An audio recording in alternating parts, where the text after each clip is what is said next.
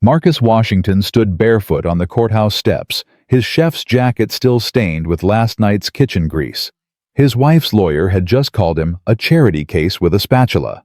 The courtroom laughed. Victoria smirked from her seat, Derek's arm draped over her chair like a trophy.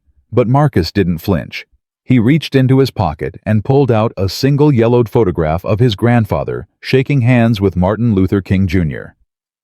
What happened next made Victoria's face turn white as bone. Before I tell you, hit subscribe and drop your city in the comments. Let's see how far this story travels. Now let me take you back to where it all began. The eviction notice hit the floor at exactly 7:14 a.m. Marcus had just finished a double shift at La Maison Rouge, Atlanta's most prestigious French restaurant. His hands still smelled of rosemary and butter.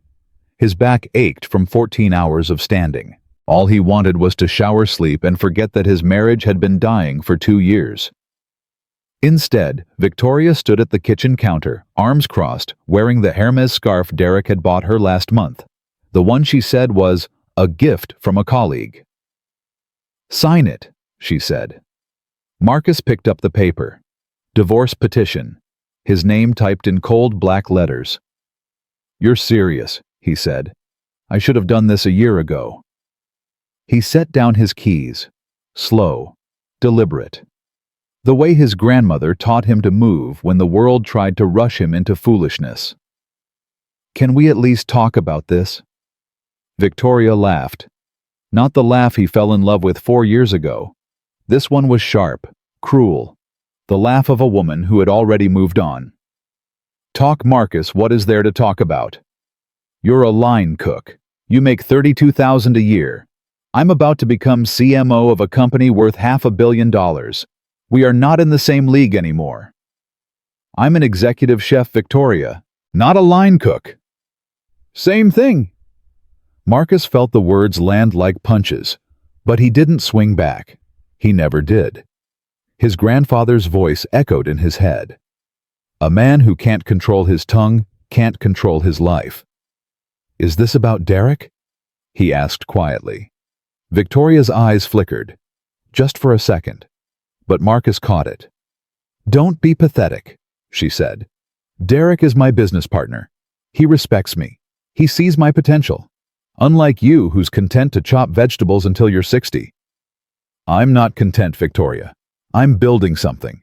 The restaurant is nominating me for, I don't care." She cut him off. "I really, truly don't care about your little cooking awards. Do you know what my colleagues call you? The apron husband. They laugh at me, Marcus. They ask why I married the help." Marcus felt his chest tighten. 4 years. 4 years of coming home late and leaving early. 4 years of holding her when she cried after bad meetings. 4 years of paying the rent when her startup was bleeding money. "I paid the rent for 18 months when Nexapay was failing," he said. "I never threw that in your face. Because that's all you had to offer. Money from a dead-end job. And now I don't need it anymore. I don't need you anymore." She grabbed her Birkin bag off the counter, the one that cost more than his car. "I want you out by Friday," she said. "Derek's driver will pick up my things tomorrow. Try not to be here. It's awkward for everyone." Victoria. "And don't call me. My lawyer will handle everything. His name is Bradley Stone. You might want to Google him. He doesn't lose." She walked out. The door didn't slam. It clicked shut quietly, like she was leaving a hotel room she'd never returned to.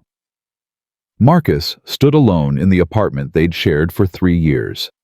The apartment where he'd proposed on one knee by the window. The apartment where she'd once told him she'd never felt so safe with anyone. He looked down at the divorce papers. Under reason for dissolution, it read irreconcilable differences due to financial incompatibility. Financial incompatibility. Marcus almost laughed. He pulled out his phone and dialed the only number that mattered. "Grandma Ruth, it's me. I need to come home." The house on Auburn Avenue hadn't changed in 40 years. Same white paint slightly peeling, same creaky porch swing, same smell of lavender and old books. Ruth Washington stood at the door before Marcus even parked his 2012 Honda Accord. She was 82 years old, 5 feet nothing, and still sharp enough to beat anyone at Scrabble. "I made sweet tea," she said. "How'd you know I was coming?" "A grandmother knows." She hugged him. Not the polite kind. The kind that said she knew he was breaking and she was going to hold him together. They sat on the porch. The same porch where his grandfather had once planned voter registration drives. The same porch where Ruth had waited for Elijah to come home from jail after marching in Selma. "She filed for divorce," Marcus said. "I figured." "She said I embarrass her.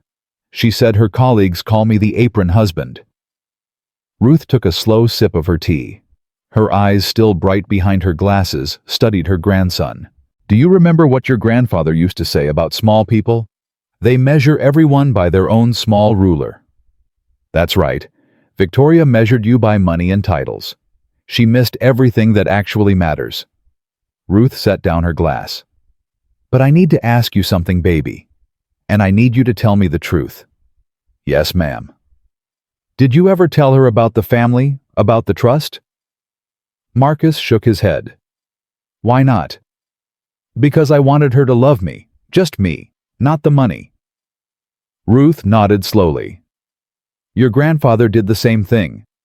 When he started investing back in '62, nobody knew. He was just a preacher who happened to buy land nobody wanted. When those highways went up and developers came calling suddenly, that land was worth millions. But he never spent it. He invested it, again and again, quiet as a church mouse. And nobody knew. Only the lawyers, and now you." Ruth reached over and took Marcus's hand. Her skin was paper thin, but her grip was iron. "Baby, that trust matured on your 35th birthday. That was 6 months ago." "I know. Do you know how much it's worth now? With the hotels, the real estate, the dividend stocks from 60 years of compounding." Marcus didn't answer. $800 million. The number hung in the air like humidity before a storm.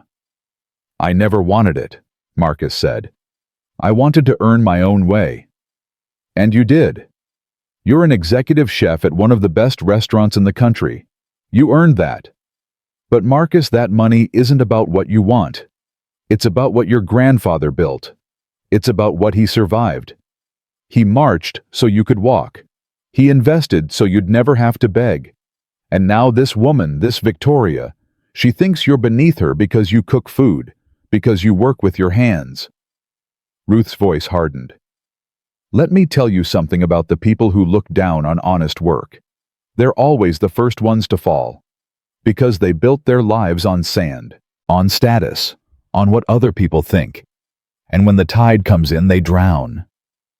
Marcus looked at his grandmother, the woman who had raised him after his parents' accident, the woman who had taught him to tie his shoes to say, "Yes, ma'am," and "No, sir," to never start a fight, but always finish one. "What do you want me to do?" he asked. "I want you to call Charles Morrison. He's been our family's lawyer for 40 years. He was your grandfather's best friend, and he has been waiting for this call since the day you married that woman." "You never liked her." "I never trusted her. There's a difference." Ruth stood up, her joints popping like firewood. "A woman who's ashamed of her husband's honest work is a woman who will leave him the moment something shinier walks by. And something shinier always walks by, baby." Marcus pulled out his phone. "The number's the same as it's always been," Ruth said. "Morrison and Associates. Tell him Ruth sent you. Tell him it's time." Charles Morrison's office was the opposite of Bradley Stone's glass tower downtown. It was a brownstone in Inman Park, filled with leather-bound books and the smell of pipe tobacco. The building had survived Sherman's march. It would survive Victoria's lawyers. Charles himself was 67 years old, silver-haired, and carried himself with the quiet confidence of a man who had won more cases than he'd lost. He had marched with Elijah Washington in the '60s. He had drafted the original trust documents in his handwriting, and he had been waiting for this day for a very long time. "Marcus," he said, shaking his hand. "Sit down. Tell me everything." Marcus told him. The eviction, the humiliation, the apron husband comments, the affair with Derek that Victoria still denied, the divorce papers demanding he pay her legal fees. Charles listened without interrupting. When Marcus finished, the old lawyer leaned back in his chair. "She wants you to pay her legal fees. Her lawyer claims I benefited disproportionately from the marriage. How? I don't know. I paid most of the rent for the first 2 years. And she knows nothing about the trust. Nothing." Charles smiled. It wasn't a nice smile. It was the smile of a chess player who sees checkmate in 12 moves. "Marcus, I'm going to tell you what we're going to do. And I need you to trust me completely. Can you do that?" "Yes, sir." "Good. First, we're going to let Bradley Stone run his mouth. He's arrogant. He's sloppy when he thinks he's winning. We're going to let him think you're exactly what Victoria says you are, a broke chef with no assets and no future." "That's not hard. That's what she already believes." "Exactly. Second, we're not going to disclose the trust until the financial discovery phase. In Georgia, inheritance is separate property. She can't touch it. But here's the beautiful part, Marcus. She doesn't just want a divorce. She wants to humiliate you. She's filed a motion claiming the marriage was fraudulent because you misrepresented your value as a partner." Marcus felt his jaw tighten. "She said I tricked her. She claims you led her to believe you had greater earning potential, and that your domestic role was a deliberate deception to avoid contributing financially. That's insane." "It's worse than insane. It's perjury, because I have your tax returns for the past 4 years. You out-earned her for the first 18 months of the marriage. You paid the security deposit on the apartment. You paid off her credit card debt from business school." Charles opened a folder. "I've been building this file since your wedding, Marcus. Your grandmother asked me to. She said, 'Charles, my grandson's too trusting. Keep records.' And I did." Marcus looked at the documents. Bank statements, tax returns, rent receipts. All of it organized and dated. Why would Grandma Ruth do this? Because she grew up in a world where black folks had to document everything or get cheated. She learned to keep receipts before receipts were cool. Charles closed the folder. "Now here's what I need from you. When we go to deposition, they're going to mock you. They're going to ask about your income, your savings, your assets, and you're going to tell the truth. You have $800 in your checking account. You drive a 2012 Honda. You own nothing of significant value. That's all true. I know. And it's going to make Bradley Stone very confident. So confident that he's going to push for a full audit of your finances. He's going to demand we open everything. And when he does, we're going to give him exactly what he asked for." Marcus felt the weight of his grandfather's legacy settle onto his shoulders. What happens then? Then we show them what the Washington family has been building for 60 years. And we watch Victoria realize she didn't divorce a cook. She divorced a king. Charles stood up and extended his hand. "Welcome to the fight, Marcus. Your grandfather would be proud." 2 weeks later, the deposition took place in Bradley Stone's conference room on the 43rd floor of the Peachtree Tower. The room was designed to intimidate. Floor-to-ceiling windows overlooking Atlanta. A table that cost more than Marcus's annual salary. And Bradley Stone himself, sitting at the head like a general surveying a battlefield. Victoria sat next to him, wearing a white Chanel suit that screamed, "I've already won." Derek Collins sat in the corner pretending to be there for moral support, though his presence was clearly meant to twist the knife. Charles Morrison entered the room carrying a battered leather briefcase. He wore a tweed jacket that had been fashionable in 1985 and hadn't been replaced since. He looked like someone's grandfather who had wandered into the wrong building. Marcus entered behind him. He had come straight from the restaurant. His chef's jacket was still in his bag. He wore simple khakis and a clean white shirt, no designer labels, no flash. Victoria glanced at him, then looked away. Derek didn't bother hiding his smirk. "Let's begin," Bradley Stone said, clicking on his recorder. "This is the deposition of Marcus Jerome Washington in the matter of Washington versus Washington." He shuffled his papers with practiced theatrical boredom. Mr. Washington, let's establish some basics.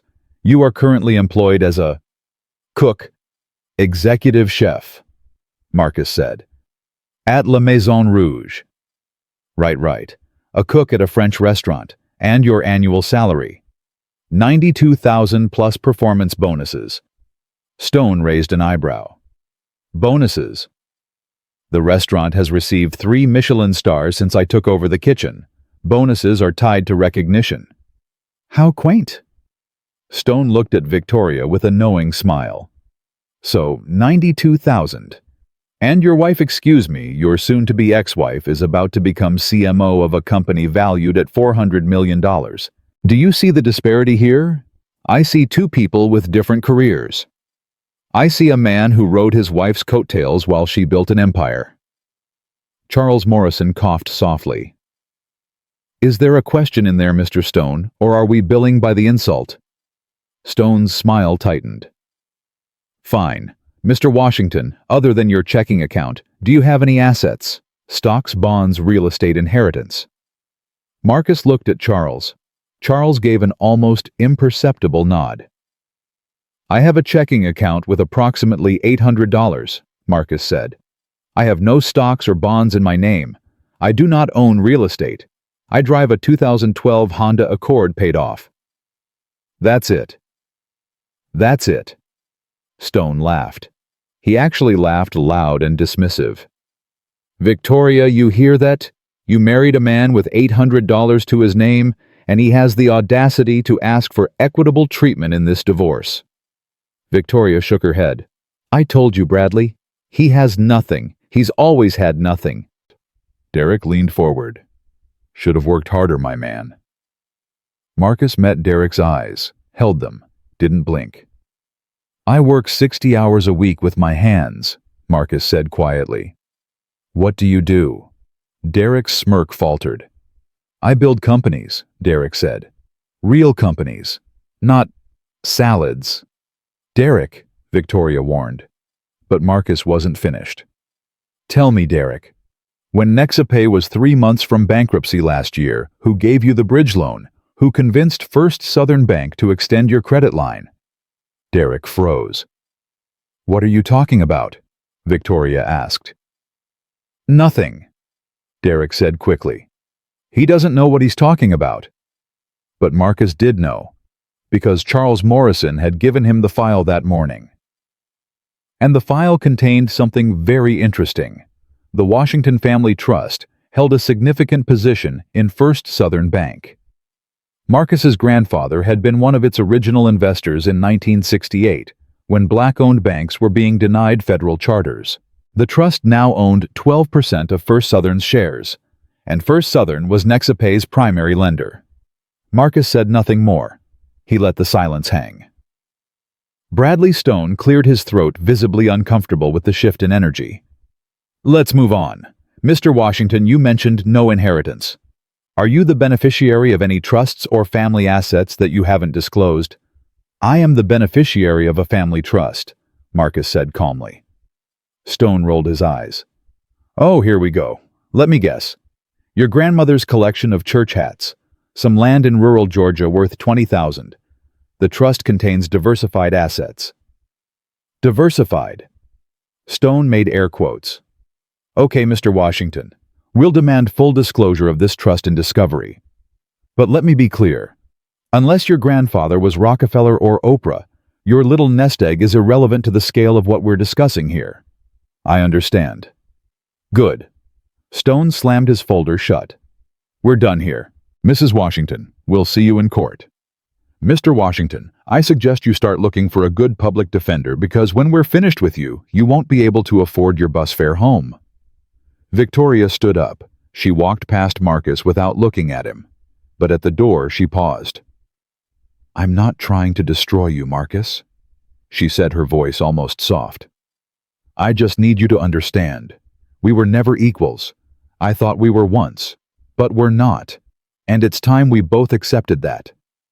She walked out. Derek followed, clapping Marcus on the shoulder as he passed. No hard feelings, chef. Some guys are meant to serve. Some guys are meant to lead. The door closed. Charles Morrison slowly began packing his briefcase. "Well," he said, "that went exactly as planned." Marcus looked at his lawyer. "How do you figure?" "They're cocky. They're careless. They've already written their victory speeches, and they just demanded full financial disclosure." Charles smiled that chess player smile again. "In 48 hours, we're going to give them exactly what they asked for. And Marcus, I want you to remember something when we walk into that courtroom." "What's that?" "Your grandfather marched across the Edmund Pettus Bridge with dogs and fire hoses trying to stop him. He was beaten. He was jailed. He was spat on. And he never once raised his voice in anger. You know why?" Marcus shook his head. "Because he knew that dignity is a weapon, and the people who try to take it from you always end up destroying themselves." Charles placed a hand on Marcus's shoulder. "Your grandfather didn't just build a fortune, son. He built a legacy. And legacy doesn't bow to people like Victoria and Derek. Legacy outlasts them." Marcus looked out the window at the Atlanta skyline. Somewhere out there, his grandmother was sitting on her porch, drinking sweet tea, waiting for the phone to ring. He pulled out his phone and texted her 3 words. "It's almost time." She replied instantly. "I know, baby. I know." The week before the trial moved like molasses in winter. Marcus kept working. 60 hours at La Maison Rouge, same as always. His hands moved on autopilot. Julienne the carrots. Sear the duck. Plate the dessert. Smile when the owner congratulated him on another perfect service. Nobody at the restaurant knew about the divorce. Nobody knew about the trust. Nobody knew that in 7 days Marcus Washington would either walk into a courtroom and be publicly humiliated, or he would watch his wife's face when she realized she had thrown away something she never understood. On Tuesday night, his phone buzzed during service. Victoria. He stepped into the walk-in cooler to answer. "What do you want?" "Marcus, we need to talk." "Your lawyer said all communication goes through him." "Forget Bradley for a minute. This is between us." Marcus leaned against the cold metal shelving. His breath made small clouds in the frigid air. "Talk." Victoria's voice was different. Softer. Almost the way she used to sound when they first started dating before the promotions and the designer bags and Derek Collins. "I've been thinking," she said. "Maybe we went too fast with this. The court date, the lawyers, all of it. Maybe we should pause. Pause. Just slow down. Figure out if there's another way." Marcus felt something twist in his chest. 3 weeks ago, he would have given anything to hear these words. 3 weeks ago, he would have forgiven everything. "What changed?" he asked. Silence on the other end. "Victoria, what changed?" "Nothing. I don't want this to get ugly." And there it was, the tell. Victoria never worried about things getting ugly unless she was about to lose. "Did something happen with the IPO?" Marcus asked quietly. The silence stretched longer. "How do you know about that?" "I read the news. Nexapay delayed their public offering. Stock analysts are asking questions. Something about irregularities in the financial statements."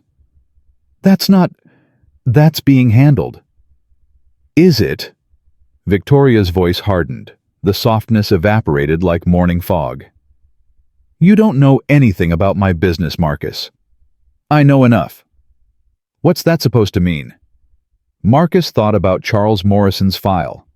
The one sitting in his kitchen drawer. The one that showed exactly how Nexapay had been cooking their books for the past 18 months. The one that showed Derek Collins had been paying himself bonuses that weren't disclosed to investors. "It means I'm done talking," Marcus said. "I'll see you in court." He hung up. When he walked back into the kitchen, his sous chef, a young woman named Keisha, who had been with him for 3 years, looked at him with concern. "You okay, chef?" "I'm fine." "You don't look fine." Marcus picked up his knife, looked at the blade, saw his own reflection distorted and strange. "My grandmother used to say that the hardest part of a storm isn't the thunder. It's the quiet right before." That's when you find out who you really are. Keisha nodded slowly. So, which part are we in now? Marcus smiled. It didn't reach his eyes. The quiet part. But not for long. 3 days before the trial, Charles Morrison called an emergency meeting. Marcus arrived at the brownstone office to find Charles standing over his desk, papers spread everywhere, reading glasses perched on his nose. "We have a problem," Charles said. "What kind of problem?" "Bradley Stone filed a motion this morning. He's claiming you've been hiding assets. He wants the judge to issue a subpoena for all your financial records going back 10 years. Marcus sat down heavily. "I haven't hidden anything." "I know. But that's not the point. The point is, he's fishing. He knows something's off. He can feel it, and he's trying to get ahead of whatever we're planning." "How does he know?" Charles pulled off his glasses and rubbed his eyes. "I made some calls. Turns out Bradley Stone has a friend at First Southern Bank, someone in the loan department. Apparently there's been talk about Nexapay's credit line being under review by a major shareholder. The trust. The trust. Someone connected the dots. They don't know how much you're worth, but they know you're connected to something bigger than a chef's salary." Marcus felt his stomach drop. "So they know. They suspect. There's a difference. Right now Bradley thinks you might have 100,000 tucked away somewhere. Maybe a small inheritance. He's trying to find it so he can argue you've been lying about your finances and use it to strengthen Victoria's fraud claim." "What do we do?" Charles smiled. That same chess player smile. "We give him what he wants." "What?" "He wants to see everything fine. We'll show him everything. All $800 million of it.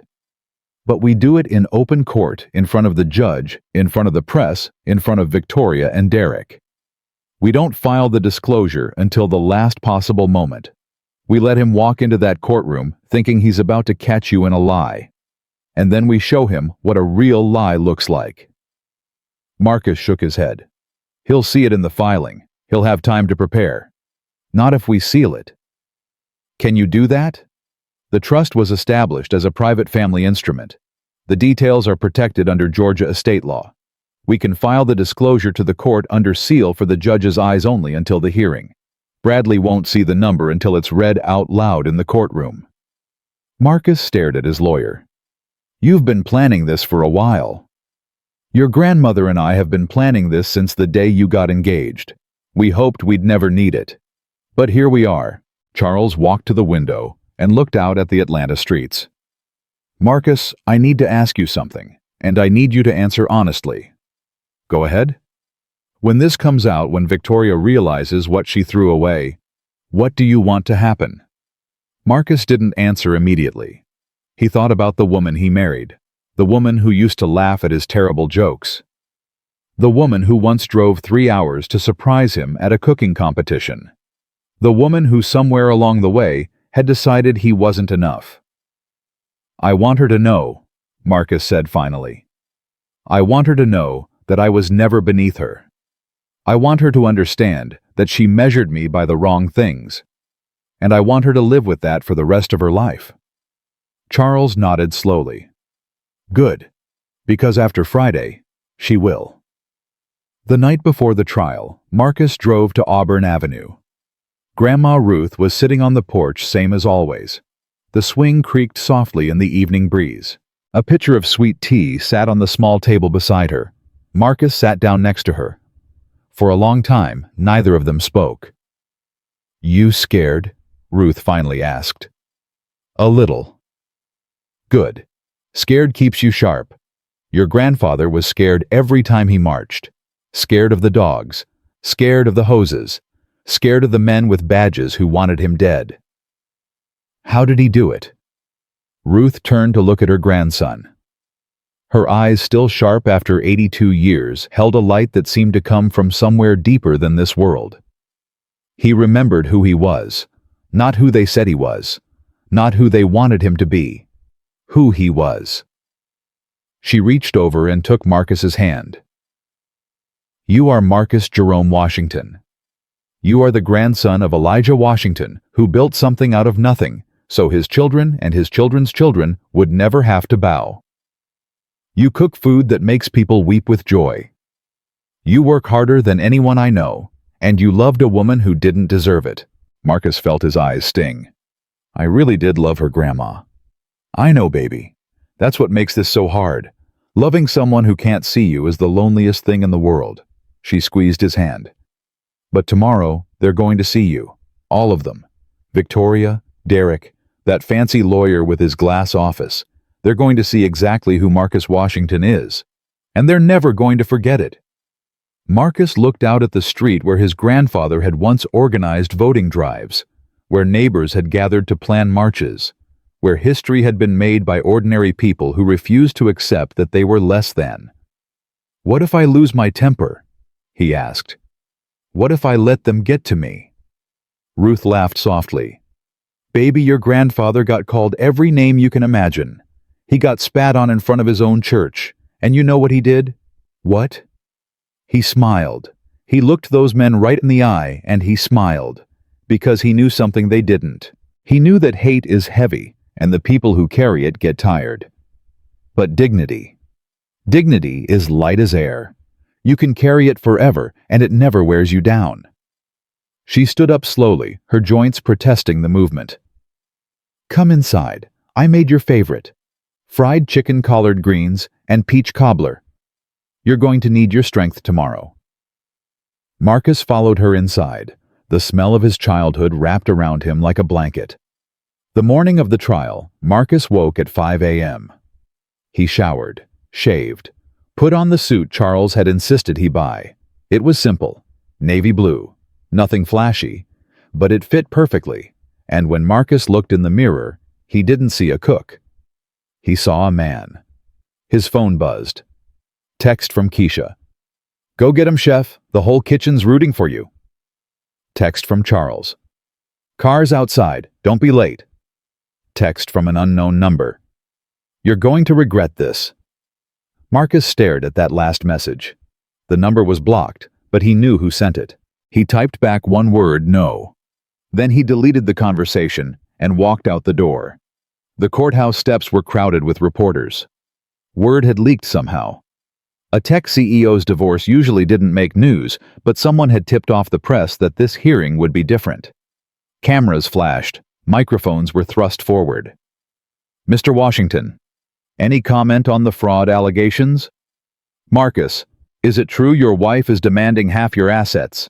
Chef Washington, what do you have to say to the claims you misrepresented yourself? Marcus kept his head high and his mouth shut. Charles walked beside him, parting the crowd like Moses at the Red Sea. Inside the courtroom was packed. Victoria sat at the plaintiff's table with Bradley Stone. She wore all white again. Angelic, calculated.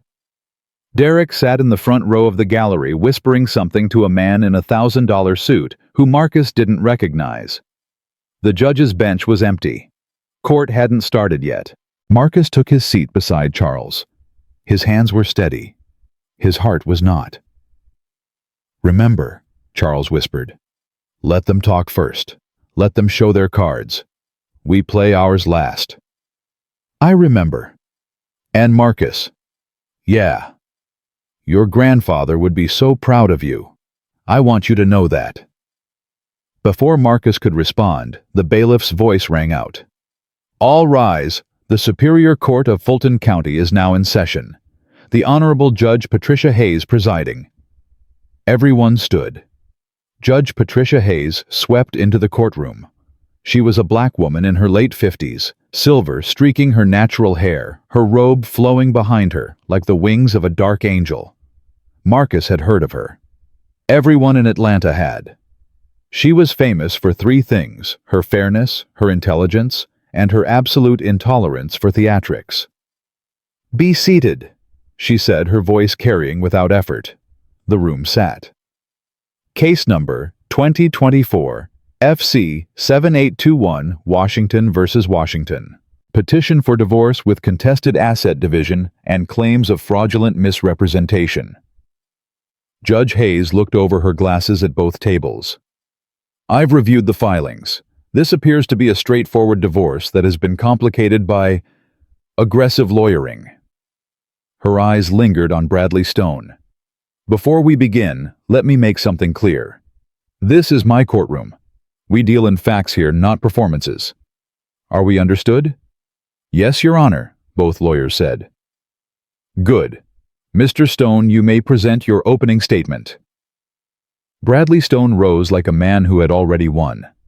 He buttoned his jacket, approached the front of the room, and turned to face the gallery with a practiced expression of righteous indignation. Your Honor, this case is about deception. He let the word hang in the air. My client, Victoria Washington, is a successful businesswoman.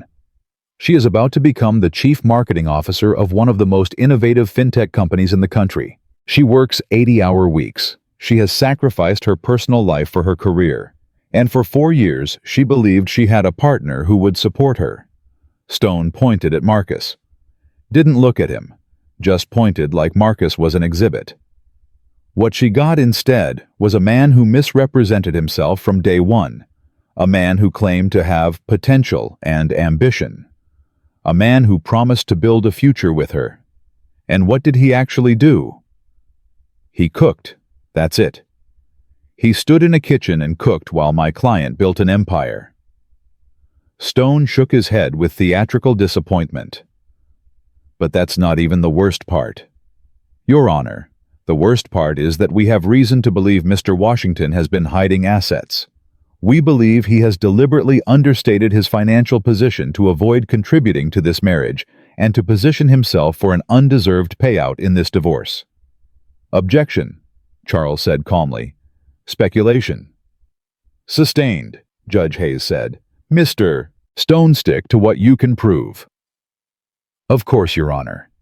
Stone smiled. It didn't reach his eyes. We intend to prove that Marcus Washington is not the simple, honest man he pretends to be. We intend to show that he has deceived my client, deceived this court, and deserves nothing from this marriage except the door. He sat down. Victoria dabbed at her eyes with a tissue. The gesture looked rehearsed, but some people in the gallery murmured sympathetically. Mr. Morrison, Judge Hayes said. Charles stood slowly. He didn't approach the front. He spoke from where he stood, his voice quiet but clear. Your Honor, I'll keep this brief. Mr. Stone just called my client a deceiver. He said my client hid assets. He said my client is not who he pretends to be. Charles paused. On that last point, Mr. Stone is absolutely right. A murmur rippled through the courtroom. Bradley Stone sat up straighter, his eyes narrowing. Marcus Washington is not who he pretends to be, Charles continued. He's much more, and by the end of this hearing, everyone in this room will understand exactly what that means. He sat back down. Judge Hayes raised an eyebrow but said nothing. Mr. Stone, call your first witness. The petitioner calls Victoria Washington to the stand. Victoria stood, smoothed her white dress, and walked to the witness stand like she was walking a runway. She placed her hand on the Bible, swore to tell the truth, and sat down with the poise of someone who had practiced this moment in front of a mirror. Bradley Stone approached her gently. Victoria, can you tell the court how you met your husband? We met at a charity gala in 2019. I was there representing my company. He was one of the caterers. One of the caterers, Stone repeated, letting the words sink in. And what attracted you to him? He was charming. Funny. He told me he was an entrepreneur in the food industry. He made it sound like he was building something special. And was he? Victoria sighed. He was a line cook, Bradley. I didn't find that out until weeks later. By then I was already invested. Did you feel misled? Objection, Charles said. Leading. Sustained. Stone rephrased. How did you feel when you learned the truth about his job? Disappointed, but I thought he would grow. I thought if I supported him, he would eventually match my ambition. And did he? Victoria looked directly at Marcus. For the first time since the proceedings began, their eyes met. No, she said softly. He never did. Stone nodded solemnly. Mrs. Washington, during the deposition, your husband mentioned being the beneficiary of a family trust. Were you aware of this? No, he never mentioned anything like that. How does that make you feel? Victoria's eyes hardened. It makes me feel like I was right. He's been hiding things from me our entire marriage. If he has money tucked away somewhere, he should have contributed it to our household. Instead, he let me pay for everything while he hoarded his little inheritance. Thank you, Victoria. No further questions. Charles stood slowly. He walked toward the witness stand with the unhurried pace of a man taking a Sunday stroll.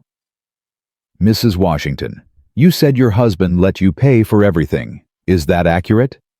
Yes. Everything. Most things. I see. Charles opened a folder. I have here the lease agreement for your apartment at the Meridian.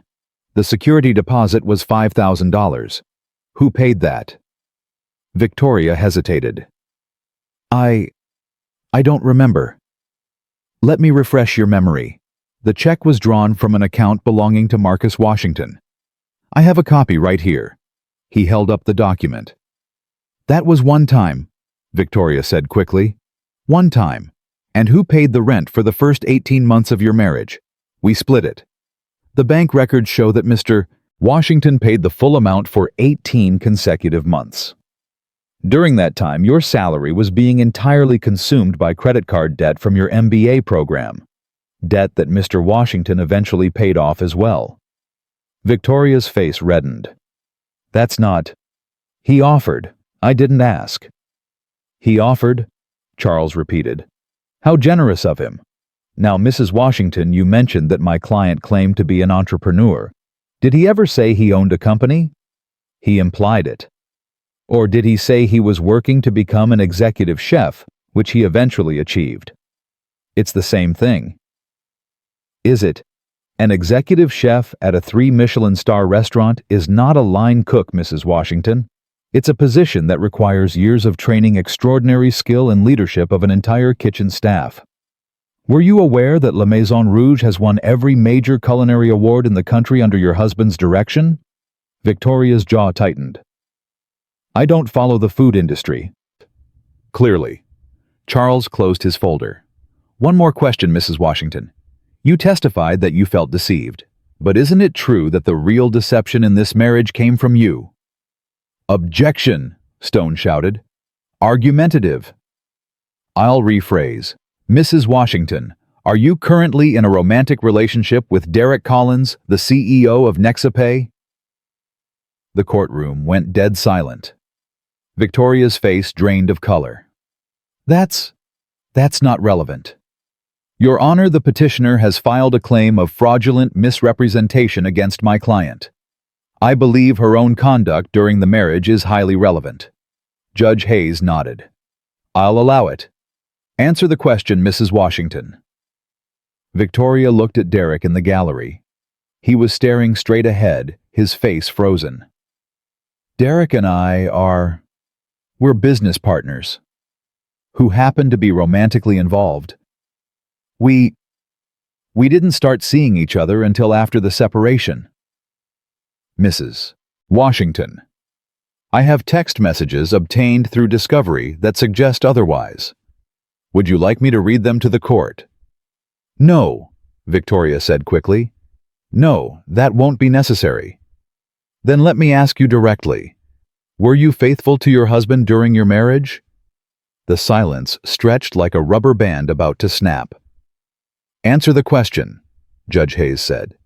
Victoria's eyes welled with tears, real ones this time. I made a mistake, she whispered. A mistake. One time. It was one time. Derek and I. It just happened. Marcus was always working. I was alone. I needed someone who understood my world. So you cheated on your husband, and now you're suing him for fraud. Objection. Stone was on his feet. This is harassment. Withdrawn, Charles said calmly. No further questions. He walked back to his seat. Marcus sat perfectly still. He had known about the affair. Charles had shown him the evidence weeks ago. But hearing Victoria admitted in this room in front of all these people felt like being punched in a wound that had never fully healed. Victoria stepped down from the stand. She didn't look at Marcus. She didn't look at anyone. Judge Hayes cleared her throat. "Mr. Stone, this seems like a good time for a recess. We'll reconvene in 30 minutes. She banged her gavel. Marcus didn't move. Charles leaned close. "You okay?" "She admitted it," Marcus said quietly. "In front of everyone." "She did. I thought I'd feel better. I thought I'd feel vindicated." And Marcus looked at the empty witness stand where his wife had just confessed to betraying him. "I just feel tired." Charles placed a hand on his shoulder. "Rest while you can, because when we come back we're going to show them something they'll never forget." Marcus closed his eyes. In 30 minutes, everything would change. But for now, in this brief moment of silence, he let himself remember the woman Victoria used to be. The woman who laughed at his jokes. The woman who held his hand during scary movies. The woman he had loved with everything he had. That woman was gone. And the man who loved her was about to show the world who he really was. The 30 minutes passed like a heartbeat. Marcus stood in the hallway, his back against the cold marble wall, watching people flow past him like water around a stone. Lawyers in expensive suits. Reporters pretending not to stare. A woman crying into her phone about custody arrangements. Charles appeared beside him with 2 cups of coffee. "You're not drinking this," Charles said. "But hold it. Makes you look calm." "I am calm." "No, you're not. Your left hand hasn't stopped shaking since Victoria admitted the affair." Marcus looked down. Charles was right. "How do you know these things?" Marcus asked. 40 years of watching people in courtrooms. You learn to read the small things." Charles took a sip of his own coffee. "Listen to me carefully. When we go back in there, Bradley Stone is going to try to recover. He's going to attack your character. He's going to make you seem like a liar, a fraud, a man who trapped his wife in a loveless marriage. He's going to throw everything he has at you." "I know. Let him. Every word he says is another shovel of dirt in his own grave." Marcus heard footsteps approaching. He turned to see Derek Collins walking toward him, hands in his pockets, that same arrogant smirk on his face. "Chef," Derek said, stopping a few feet away. "Hell of a show in there." "What do you want, Derek?" "Just wanted to offer some friendly advice. Man to man." "We're not friends." "No, we're not. But I respect the hustle. You played the poor guy act for years. Got Victoria to pay for everything. Smart move." Derek leaned closer. "But the game's over now. Take whatever scraps Bradley offers you and walk away. Because if you drag this out, I promise you, we will bury you." Marcus looked at the man who had stolen his wife. The man who had laughed at him in depositions. The man who thought money and status made him untouchable. "Derek," Marcus said quietly, "do you know what my grandfather used to say about men like you? I don't care what your grandfather said. He said that a man who builds his house on another man's pain will watch it burn down around him, and he won't even smell the smoke until it's too late." Derek's smirk faltered, just for a second. "Is that a threat?" "No." Marcus took a sip of his coffee. "It's a prophecy." The bailiff's voice echoed down the hallway. "Court is reconvening. All parties to courtroom 4B. Marcus pushed off the wall and walked past Derek without another word. Charles fell into step beside him. "That was dramatic." "Felt good, though." "I bet it did." They walked back into the courtroom. Judge Hayes was already seated reviewing papers. Victoria had returned to her seat, her eyes red, but her posture rigid. Bradley Stone was whispering urgently to his junior associates. Derek slipped back into the gallery, his face slightly less confident than before. "Order," Judge Hayes announced. "We're back on the record. Mr. Stone, you may continue." Bradley Stone stood. He adjusted his tie. He was trying to project confidence, but Marcus could see the cracks. The affair admission had damaged Victoria's credibility. Stone needed to pivot. Your Honor, at this time, we would like to revisit the financial disclosures submitted by the respondent. Proceed, Judge Hayes said. During the deposition, Mr. Washington claimed to have approximately $800 in his checking account. He claimed to own no stocks, no bonds, no real estate. He admitted to being the beneficiary of a family trust, but refused to provide details. Stone picked up a document from his table. We filed a motion demanding full disclosure of this trust. We believe Mr. Washington has deliberately understated his assets to manipulate this court and to defraud my client out of her fair share of the marital estate. Your Honor, Charles said, rising slowly. We have complied with the motion. The full disclosure of the Washington Family Trust was filed with the court this morning under seal. I have it here, Judge Hayes said, holding up a thick blue folder. Stone frowned. Under seal, Your Honor, we request immediate access to this document. We cannot properly represent our client without knowing what assets we're dealing with. Mr. Morrison, Judge Hayes asked. The trust was established in 1962 under Georgia estate law as a private family instrument. The details are protected. However, given Mr. Stone's persistent accusations that my client is a fraud, I believe it's time for full transparency. Charles looked at Marcus. Marcus nodded. We consent to the unsealing of the document. Let Mr. Stone see exactly what he's been looking for. Judge Hayes raised an eyebrow. Very well. The seal is lifted. She handed the document to her clerk, who made copies. The courtroom waited in silence as papers shuffled and pages were distributed. Bradley Stone received his copy first. He opened it casually, still wearing that confident smirk. Then he started reading. The smirk disappeared. His face went pale. He flipped to the second page, the third, the fourth. Mr. Stone, Judge Hayes asked, is everything all right? Stone didn't answer. His hands were shaking. He turned to Victoria and showed her the document. Victoria looked at the page. Her mouth opened. No sound came out. What is it? Derek called from the gallery. Victoria, what does it say? Judge Hayes banged her gavel. Silence in the gallery. Victoria's hands were trembling now too. She looked at Marcus with an expression he had never seen before. Shock, disbelief, horror. This can't be real, she whispered. I assure you it's real, Charles said. Certified by Deloitte, verified by the Georgia State Banking Commission, and legally authenticated by Morrison and Associates. Stone finally found his voice.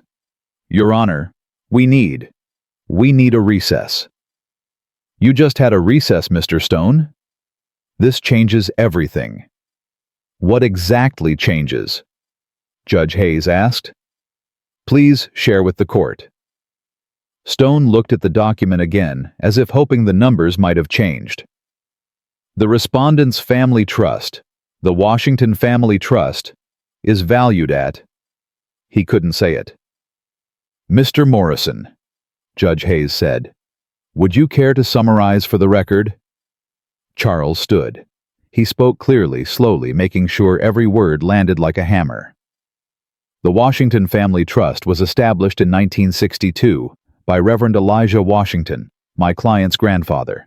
Reverend Washington was a civil rights leader who worked alongside Dr. Martin Luther King Jr. during the Atlanta voter registration drives. What few people knew was that Reverend Washington was also a shrewd investor. Charles walked toward the center of the courtroom. Starting in 1962, he began purchasing land in Atlanta that nobody wanted, land that was considered worthless. Over the next 20 years, as the city grew and highways were built, that land became extraordinarily valuable. He sold some, kept most, and invested the proceeds in a diversified portfolio of stocks, bonds, and real estate. He turned to face Victoria directly. The trust has been compounding for 62 years. It now includes commercial real estate in Atlanta, Miami, and New York. It includes a 12% stake in First Southern Bank. It includes significant positions in Fortune 500 companies, and it includes a 40% ownership stake in the Harrington Hotel Group. Victoria's face had gone gray. The current valuation of the trust, Charles continued, as certified by independent auditors, is $847 million. The courtroom erupted. Reporters were typing frantically on their phones. People in the gallery were whispering, gasping, pointing. Derek Collins had gone completely white. Judge Hayes banged her gavel repeatedly. Order, order in this court. The noise slowly subsided. Victoria was staring at Marcus, with her mouth hanging open. $800 million, she breathed. You're worth $800 million. Marcus didn't answer. And you never told me. You let me think. You let me believe.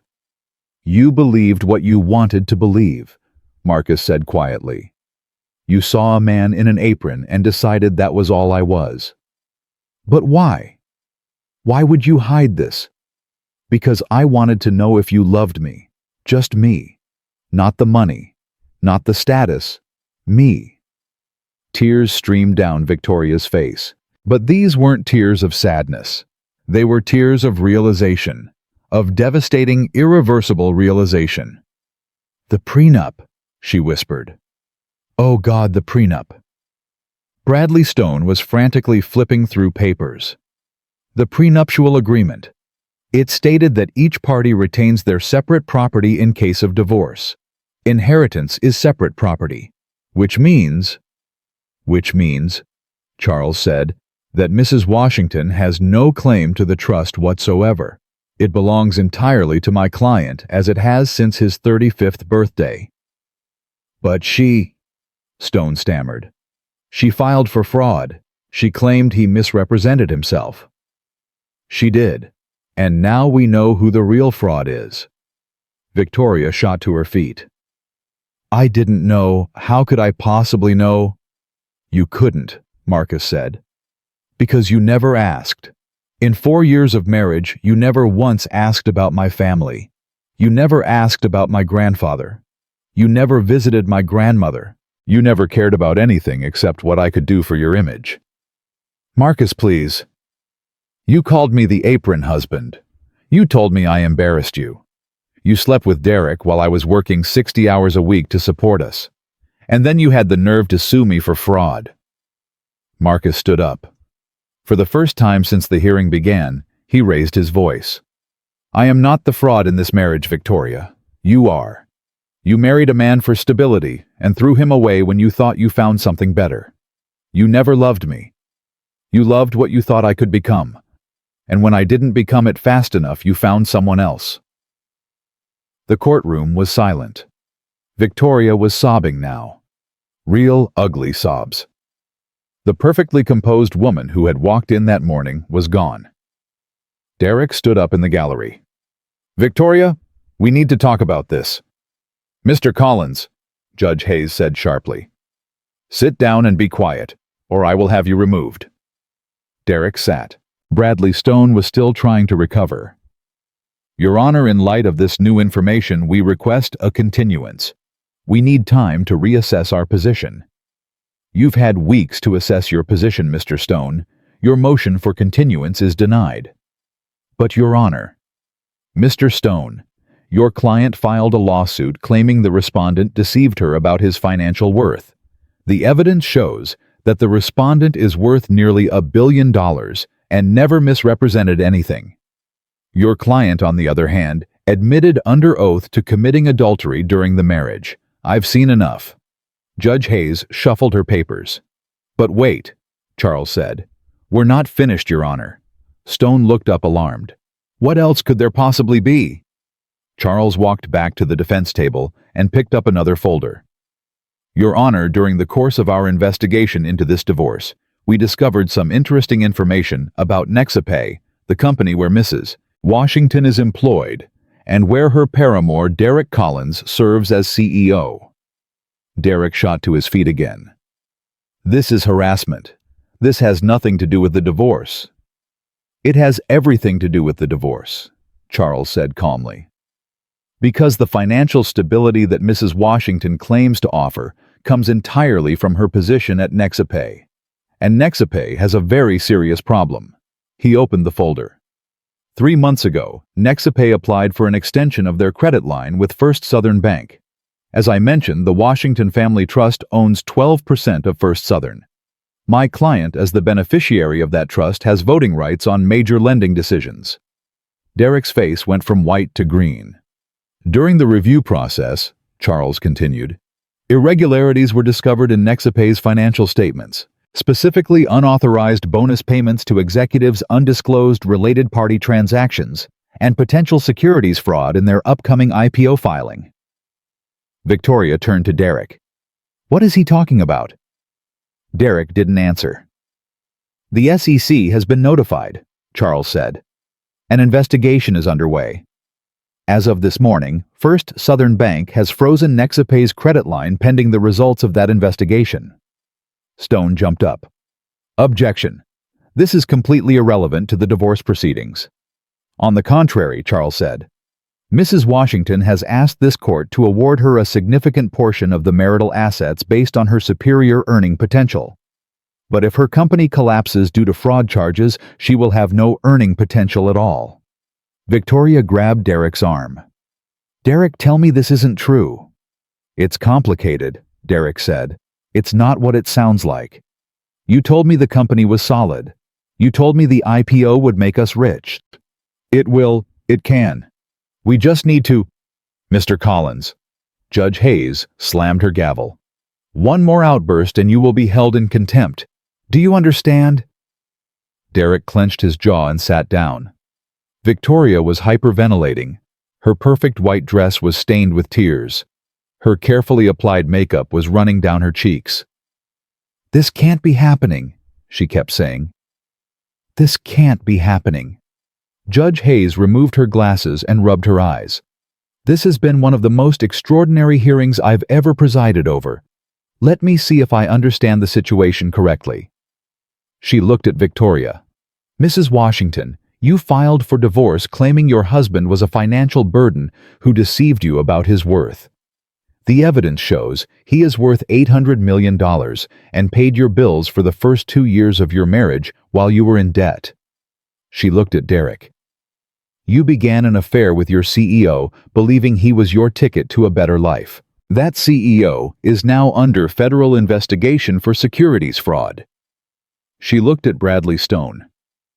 And you, Mr. Stone, filed a motion demanding full financial disclosure, apparently expecting to find evidence of hidden poverty. Instead, you've exposed your own client's infidelity and helped establish that she has no claim to one of the largest private fortunes in Georgia.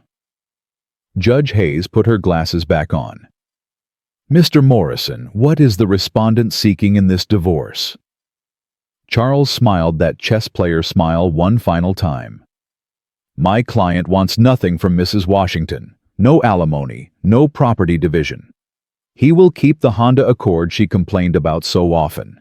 He will keep his job at La Maison Rouge. And he will keep the Washington Family Trust, which was always his to begin with.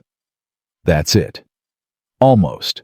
We do request that Mrs. Washington be ordered to pay my client's legal fees, given that this entire lawsuit was frivolous and based on false allegations. Stone made one last attempt. Your Honor, that's unreasonable. Mrs. Washington's financial situation is now uncertain. She may not be able to afford... She should have thought of that before she sued a man worth $800 million for being poor, Judge Hayes said dryly. The gavel came down one final time. Judgment for the respondent. The marriage is dissolved. Each party retains their separate property. The petitioner is ordered to pay the respondent's legal fees in the amount of $50,000. Court is adjourned. The courtroom exploded into noise. Reporters rushed for the doors. Lawyers gathered their papers. Victoria sat frozen in her seat, staring at nothing. Marcus stood slowly. His legs felt weak, but he forced them to hold him. Charles shook his hand. It's over, son. Is it? The legal part is, the rest? That's up to you. Marcus looked at Victoria one last time. The woman he had loved. The woman who had destroyed herself trying to destroy him. She looked up at him. Mascara streaked down her face. Her lips were trembling. Marcus, she said. "I'm sorry. I'm so sorry." He wanted to hate her. He wanted to feel the satisfaction of watching her suffer. But all he felt was tired. Tired and empty and sad. "I know," he said. Then he turned and walked out of the courtroom. The reporters were waiting on the steps. Cameras flashed, microphones thrust forward, questions screamed from every direction. "Mr. Washington, how does it feel to be Atlanta's newest billionaire? Marcus, will you take over your grandfather's business empire? Chef Washington. Do you have any comment on your ex-wife's relationship with Derek Collins?" Marcus stopped at the top of the steps. He looked out at the crowd. At the city his grandfather had helped build. At the future that was now his to shape. "I have one comment," he said. The crowd went silent. "My grandfather taught me that a man's worth isn't measured by his bank account. It's measured by how he treats people, by whether he keeps his word, by whether he stands up when it's hard and stays quiet when it's smart." He looked directly into the nearest camera. "Victoria didn't divorce a cook today. She divorced a man who would have loved her forever if she'd let him. That's her loss, not mine." He walked down the steps through the crowd toward the old Honda Accord waiting at the curb. Charles was already there holding the door open. "Where to?" Marcus got in the car. "Auburn Avenue," he said. "My grandmother's waiting." The car pulled away, leaving the chaos behind. As they drove through Atlanta, Marcus pulled out his phone. He had 17 missed calls from numbers he didn't recognize. 32 text messages. His email inbox was already overflowing. He ignored all of it. Instead, he opened his grandmother's contact and typed a simple message.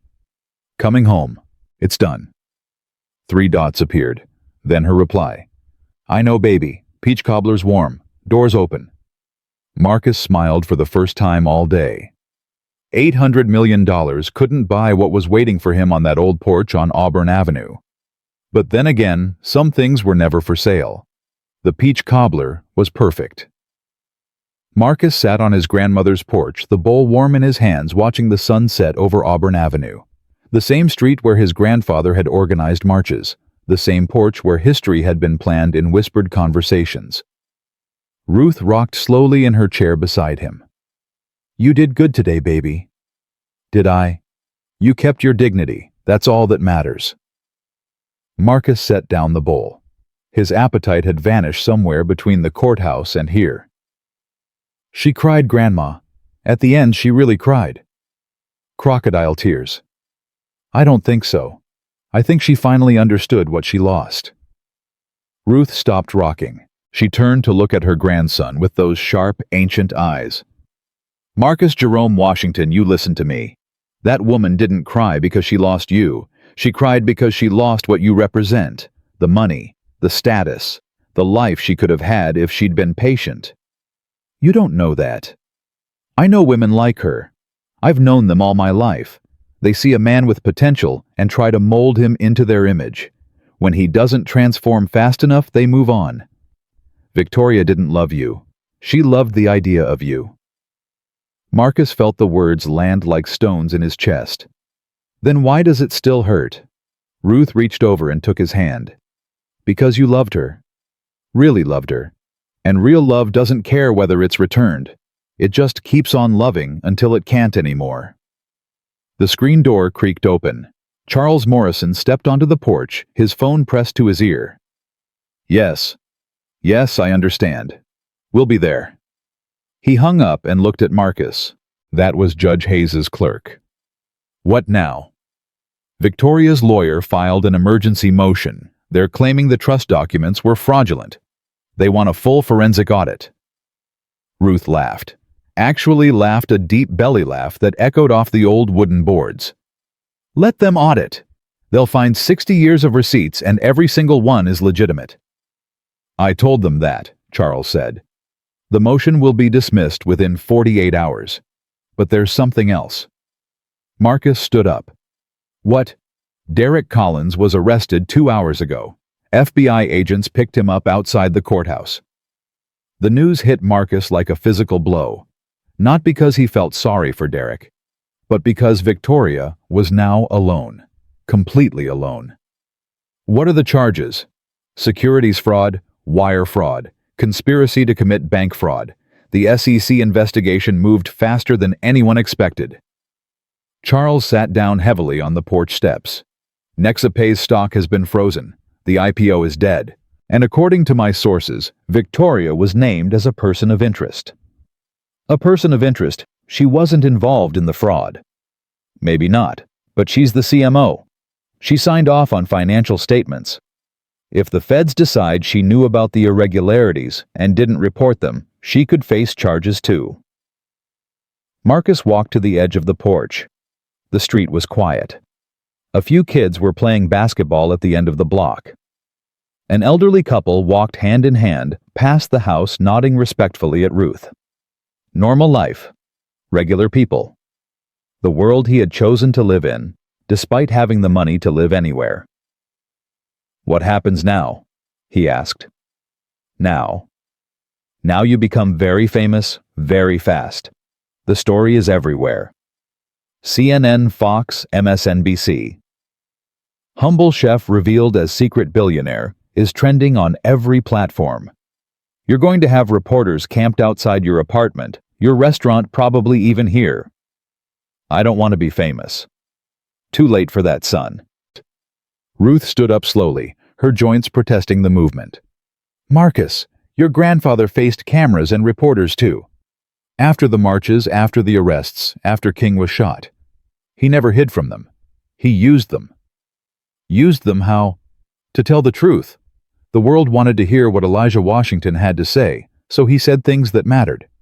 He talked about voting rights, about education, about building wealth in the black community. He turned their curiosity into a platform. I'm not a civil rights leader, Grandma. I'm a cook. You're a Washington. That means something whether you like it or not. Charles's phone buzzed again.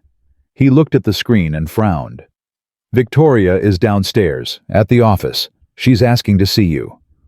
Marcus felt his stomach clench. I don't want to see her. She says it's urgent. She says she has information about Derek that you need to hear. What kind of information? She wouldn't say.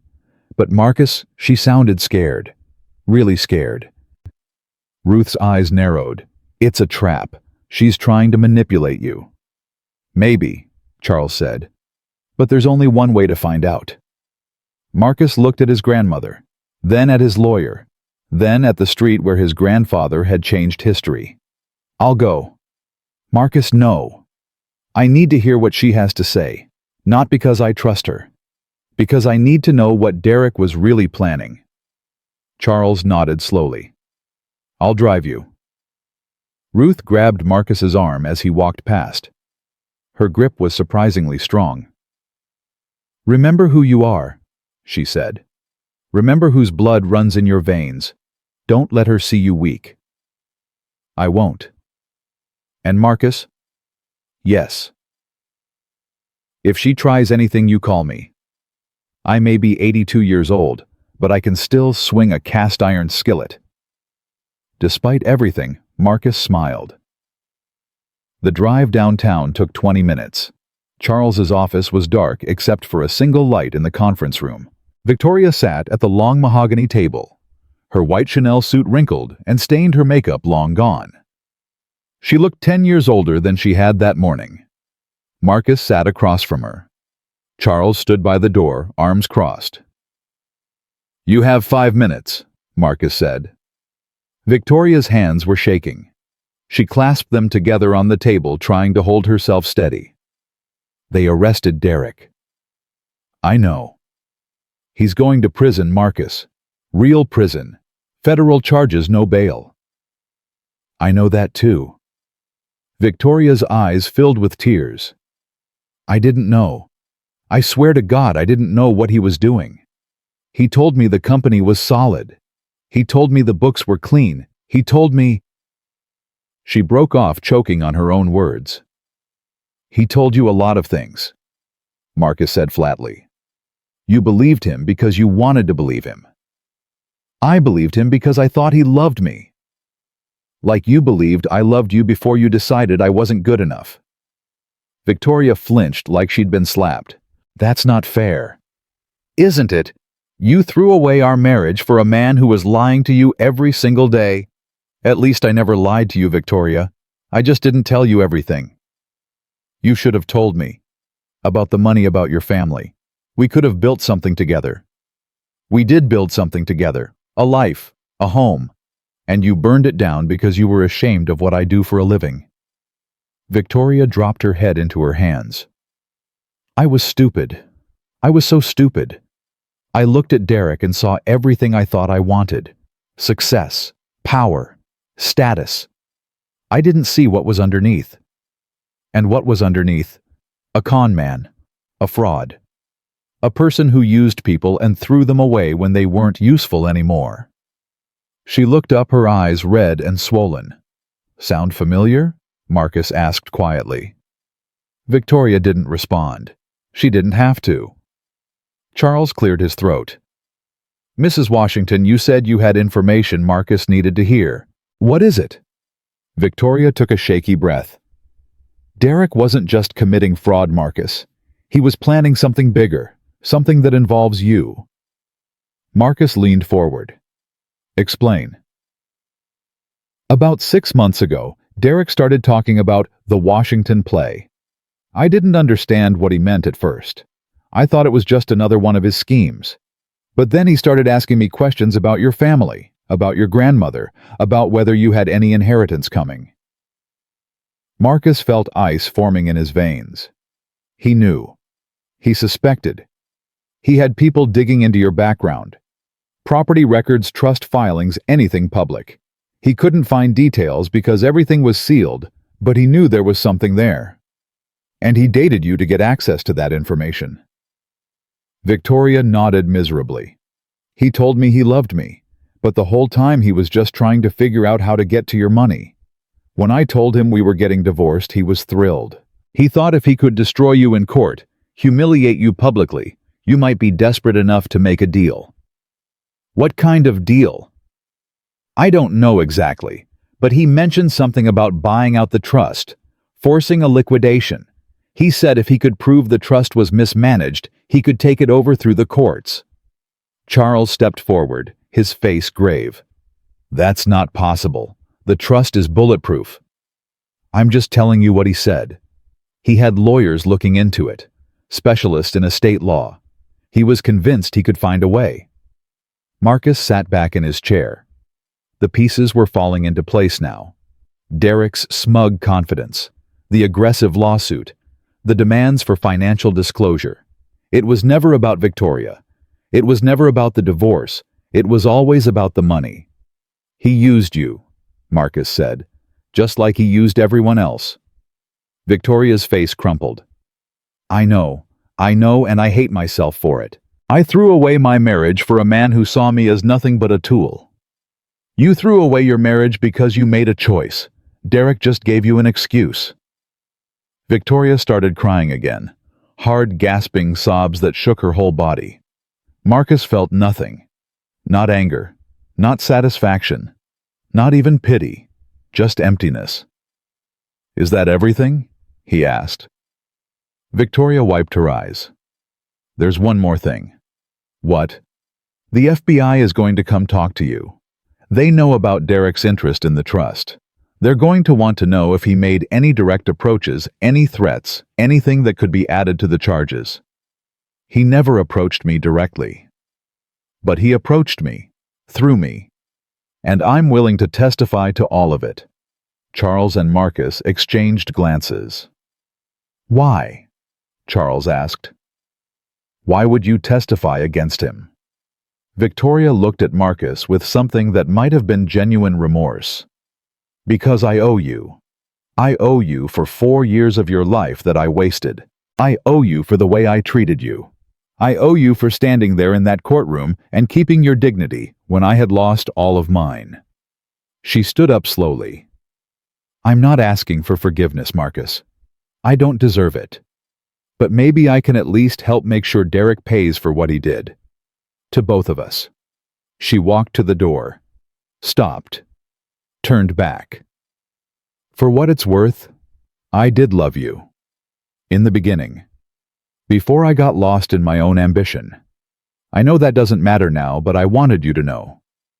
She walked out. The door closed softly behind her. Charles let out a long breath. Well, that was unexpected. Was it? Honestly, yes. I expected her to come in here making demands, not confessing. Marcus stood up. His legs felt heavy like he'd run a marathon. Derek targeted my family. He used my wife to get to me. He was planning to steal everything my grandfather built. He was. And Victoria was either complicit or too blind to see it. Probably both. Marcus walked to the window. The Atlanta skyline glittered in the darkness. A city of contradictions. A city his grandfather had helped shape. What happens now? Now the FBI will want to interview you. They'll want to know everything about Derek's interest in the trust. Your testimony combined with Victoria's could add years to his sentence. Good. And then I need to think about what kind of man I want to be. Charles joined him at the window. Your grandfather asked himself that same question, you know. After the marches, after the violence, after he'd seen the worst humanity had to offer. He decided to become an investor, to build wealth quietly, generationally, so his descendants would never have to beg for a seat at the table. He did all of that so I could cook food in a restaurant. He did all of that so you could choose. Restaurant or boardroom, apron or suit. The point was never what you became. The point was that you got to decide. Marcus thought about his grandmother's words, about dignity, about legacy, about what it meant to be a Washington. I want to do something, he said finally. What?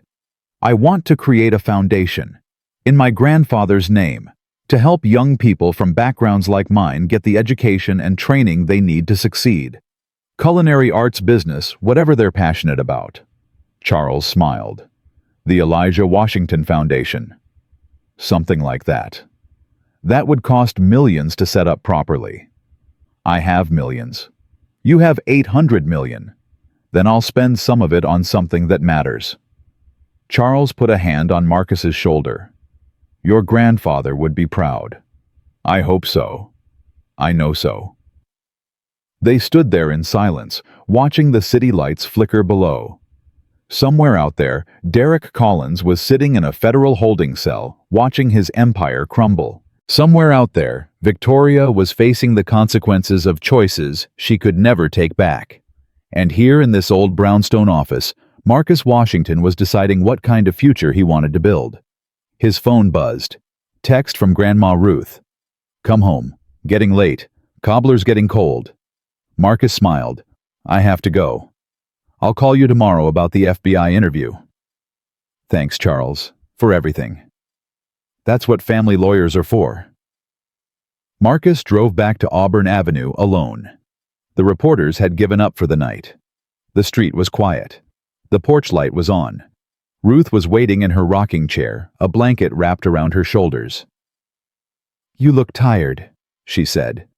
I am tired. Sit. He sat. For a long time, neither of them spoke. They just rocked in their chairs, listening to the crickets and the distant hum of traffic. She testified against him, Ruth finally asked. She's going to. Yes. Humph, maybe there's a sliver of decency in her after all. Maybe. Or maybe she's just trying to save herself. Probably that too. Ruth chuckled softly. You're learning, baby.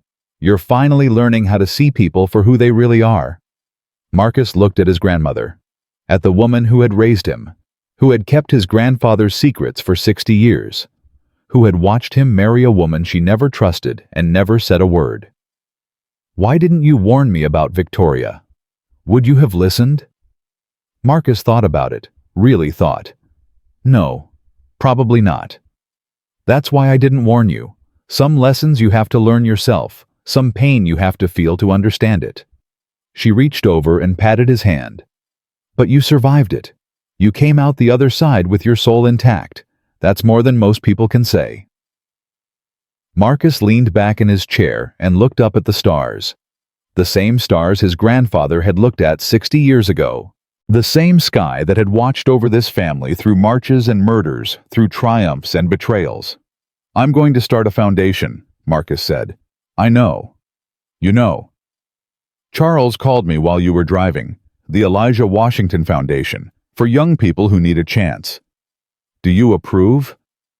Ruth smiled, the same smile she'd worn when Marcus graduated from culinary school, when he got his first job, when he earned his first Michelin star. "Your grandfather didn't build that fortune so it could sit in a bank account. He built it so it could change lives, starting with yours. And now through you it'll change thousands more." She stood up slowly, leaning on her cane. "Now come inside. It's past midnight and you have an FBI interview tomorrow. You need sleep." "Yes, ma'am." Marcus followed her inside. The house smelled like lavender and old wood and peach cobbler. Like home. Like legacy. Like the beginning of something new. 6 months passed like water through open fingers. Marcus stood in the lobby of the newly renovated community center on Auburn Avenue, watching the first class of scholarship recipients file through the doors. 23 young people from across Atlanta. Future chefs, future entrepreneurs, future leaders. All of them carrying dreams that now had funding behind them. The Elijah Washington Foundation had launched 3 months ago. The applications had flooded in within days. Thousands of young people desperate for a chance. Marcus and his team had read every single one. "You ready for this?" Charles asked, adjusting his tie beside Marcus. "No." "Good answer. Means you're taking it seriously." Grandma Ruth sat in the front row, her Sunday best pressed and perfect, her cane resting against her knee. She hadn't missed a single foundation event since the launch. At 82, she was more present than people half her age. Marcus walked to the podium. The room fell silent. "My name is Marcus Washington," he began. 6 months ago, the world found out I was rich. Headlines called me the secret billionaire chef. Talk shows wanted interviews. Reporters camped outside my grandmother's house." He paused, looking at the young faces before him. "But here's what the headlines missed. I'm not rich because I did something extraordinary. I'm rich because my grandfather did. Elijah Washington marched when marching could get you killed. He invested when black folks weren't supposed to own anything. He built a legacy that I inherited, not earned." A murmur rippled through the crowd. "This foundation isn't about me. It's about what my grandfather believed. He believed that every person deserves a chance to prove themselves, not based on who their parents were, not based on their zip code, based on their talent, their drive, their willingness to work." Marcus looked at his grandmother. She nodded slowly, tears glistening in her eyes. "You 23 are the first Elijah Washington scholars. Your education is paid for. Your housing is covered. Your only job is to learn to grow and to one day help someone else the way we're helping you today." He stepped back from the podium. The room erupted in applause. After the ceremony, Marcus slipped out the back door. He needed air, needed silence, needed a moment to process everything that had happened since that day in the courtroom. His phone buzzed, text from Keisha at the restaurant. "You see the news?" Marcus frowned. "What news?" "Derek Collins. Verdict came in." Marcus's heart stopped. He pulled up the news app on his phone. The headline hit him like a truck. "Nexapay CEO Derek Collins found guilty on all counts. Faces 25 years." Marcus read the article twice. Derek had been convicted of securities fraud, wire fraud, and conspiracy. The judge had shown no mercy. Sentencing was scheduled for next month, but legal experts were predicting the maximum penalty. 25 years. The man who had stolen his wife. The man who had tried to steal his fortune. The man who had seen Marcus as nothing but an obstacle to be crushed. Gone. Marcus should have felt satisfied, vindicated, triumphant. Instead, he felt nothing. "You okay?" He turned. A woman stood behind him, maybe 30 years old, wearing the simple uniform of a catering company. She had kind eyes and an uncertain smile. "I'm fine. Just needed some air." "You're Marcus Washington, right? The chef." "That's me." "I saw your cooking show last month. The one where you made your grandmother's peach cobbler." I cried. Marcus smiled. The cooking show had been Charles's idea. A way to control the narrative, he'd said. Turn the media circus into something positive. "That recipe's been in my family for 4 generations. It shows." The woman extended her hand. "I'm Maya Thompson. I work for the catering company doing tonight's event." "Nice to meet you, Maya. Can I ask you something? And feel free to tell me to mind my own business." "Go ahead." "With all that money, why do you still cook? Why not just retire, travel the world, buy an island?" Marcus laughed. It was a question he'd been asked 100 times in the past 6 months. "Because cooking is who I am. The money doesn't change that. Nothing changes that." Maya nodded slowly. "That's what I thought you'd say. My grandmother used to tell me that a person's hands tell their story. She said you can always spot someone who works for a living. Their hands are honest." She glanced at Marcus's hands, the calluses, the small burn scars, the nicks from 1,000 knife cuts. "Your hands are honest, Mr. Washington." Before Marcus could respond, the back door opened. Charles stepped out, looking urgent. "Marcus, you need to come inside, now." "What's wrong?" "Victoria's here." Marcus felt his chest tighten. "What? She just walked in. She's asking to see you. Says it's important." Maya stepped back, sensing the tension. "I should go. Nice meeting you, Mr. Washington." "You too, Maya." She disappeared around the corner. Marcus looked at Charles. "What does she want?" "I don't know, but she looks different. Not like before." "Different how?" "Smaller. Quieter. Like someone who's been through something." Marcus took a deep breath. He hadn't seen Victoria since that night at Charles's office. Hadn't spoken to her. Hadn't wanted to. But he couldn't avoid her forever. "Okay. Let's go." Victoria was standing alone near the refreshment table. The other guests had given her a wide berth. Everyone in Atlanta knew who she was now. The woman who divorced the billionaire. The woman whose lover went to prison. She looked up when Marcus approached. Charles was right. She did look different. Thinner. Paler.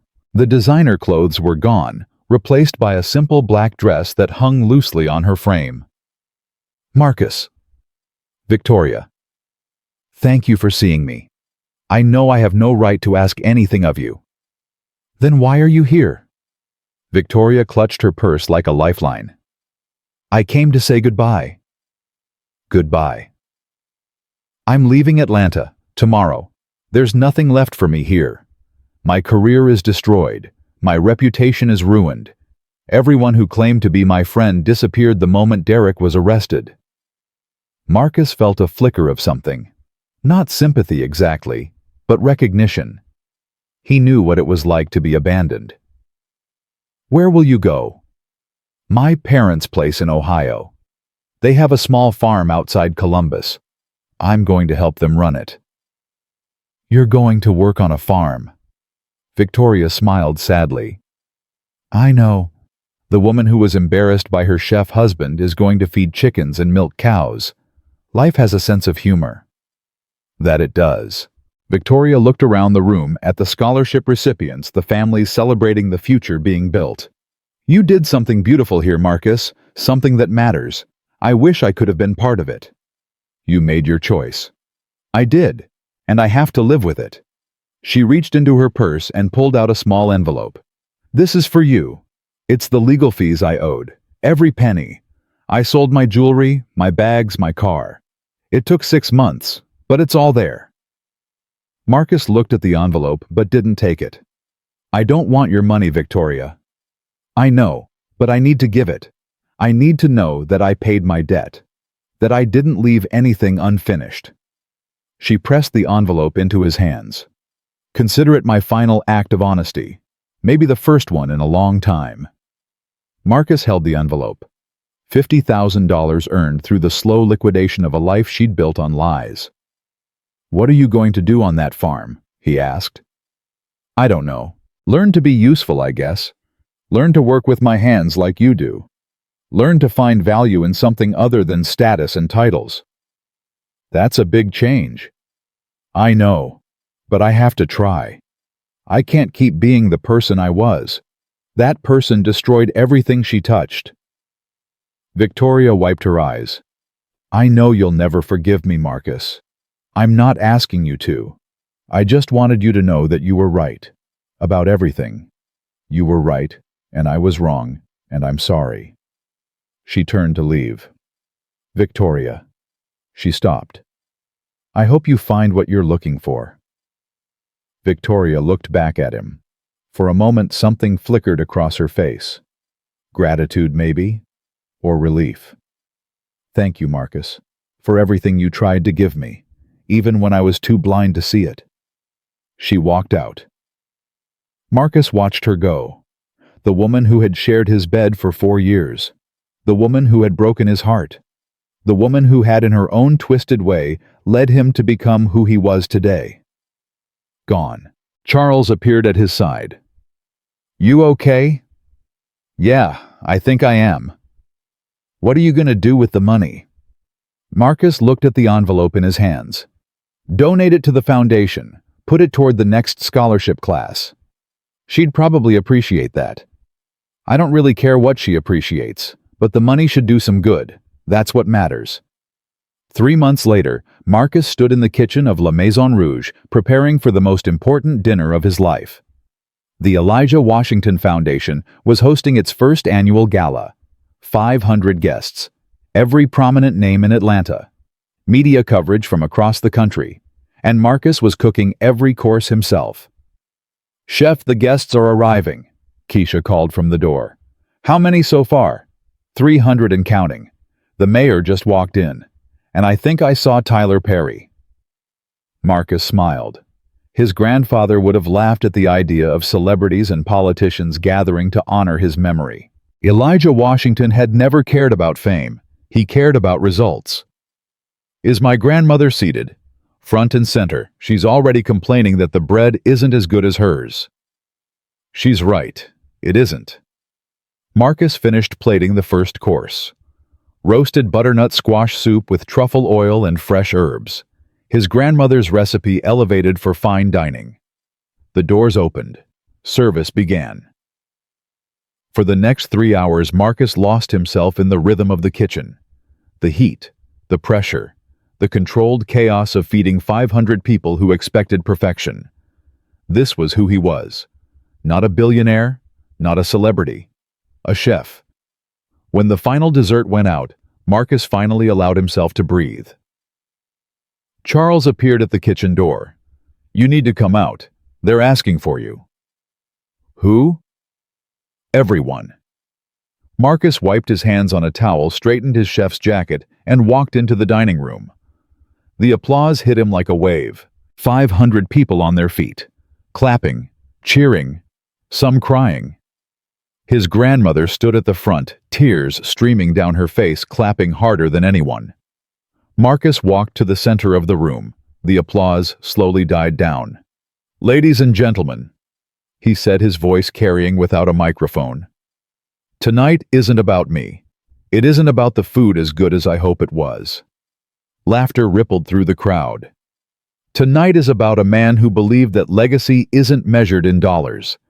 It's measured in lives changed, in opportunities created, in the simple act of giving someone a chance when no one else would." He looked at his grandmother. "My grandfather Elijah Washington marched so I could walk. He built so I could choose. He dreamed so I could live." Marcus reached into his pocket and pulled out a worn photograph. The same one he'd shown in the courtroom 6 months ago, his grandfather shaking hands with Dr. King. This photo was taken in 1963. 2 men who believed the world could change. One of them became a legend. The other became my grandfather. Both of them changed history. He held up the photo for everyone to see. Tonight, thanks to your generosity, we raised enough money to fund 200 new scholarships. 200 young people who will get the chance my grandfather never had. 200 futures that will be built on his legacy." The applause erupted again. Marcus waited for it to subside. "I want to end with something my grandmother told me the night before my divorce trial. She said that dignity is light. You can carry it forever, and it never wears you down. But hate is heavy, and the people who carry it get tired." He looked around the room. At the faces of people who had doubted him, supported him, judged him, celebrated him. "I could have spent these past 6 months being angry. Angry at my ex-wife. Angry at the man who tried to steal my family's fortune. Angry at a world that decided my value based on my job title." He shook his head. "But anger is heavy, and I choose to be light." Marcus raised his glass. To Elijah Washington. To the 200 scholars who will carry his name forward. And to everyone in this room who believes that legacy isn't what you keep, it's what you give. To Elijah.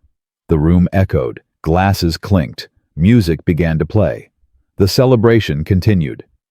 Marcus slipped away from the crowd and found his grandmother sitting at her table fanning herself with a napkin. "That was quite a speech, baby." "You think Grandpa would have approved?" Ruth laughed.